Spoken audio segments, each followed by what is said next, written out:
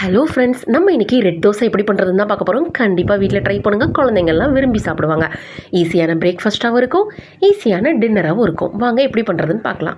நான் இன்றைக்கி அதுக்காக 4-5 தக்காளி ஆட் பண்ணிக்கிட்டேங்க, கட் பண்ணி. அப்புறம் 5-6 பல் பூண்டு, கொஞ்சமாக உரிச்சு வச்சிருந்த சின்ன வெங்காயம், காரத்துக்கு தகுந்த மாதிரி வரமிளகாய் நீங்கள் ஆட் பண்ணிக்கோங்க. கொஞ்சமாக உப்பு, கொஞ்சமாக பெருங்காயத்தூள் எல்லாத்தையும் ஆட் பண்ணிவிட்டு மிக்ஸி ஜாரில் போட்டு ஃபைன் பேஸ்ட்டாக அரைச்சி எடுத்துக்கோங்க. இந்த மாதிரி அரைச்சி வச்சிருக்க பேஸ்ட்டை வந்து நம்ம மாவில் மிக்ஸ் பண்ணிடலாம். நல்லா மிக்ஸ் பண்ணி விடுங்க, மாவில் மிக்ஸ் ஆகிற அளவுக்கு. அப்புறம் கொஞ்சமாக கொத்தமல்லி வந்து நல்லா குட்டி குட்டியாக கட் பண்ணி எடுத்துக்கோங்க. அப்போ தான் மாவோடு மிக்ஸ் பண்ணும்போது நமக்கு அது வந்து தெரியாது. மிக்ஸ் பண்ணிவிட்டு தோசைக்கல்லை வச்சு தோசையை ஊற்றி எண்ணெய் ஊற்றி சுற்றி பரட்டி போட்டு எடுத்தோம் அப்படின்னா உண்மையிலே ஹெல்த்தியான அண்ட் டேஸ்டியான தக்காளி தோசை ரெடி.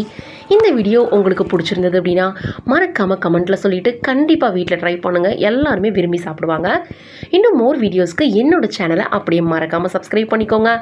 கையோட பெல் ஐக்கானையும் கிளிக் பண்ணிவிட்டு அப்படியே சமையல் பழகிக்கிட்டு இருக்க உங்களோட ஃப்ரெண்ட்ஸ்க்கு இந்த வீடியோவை ஷேர் பண்ணுங்கள். பாய்.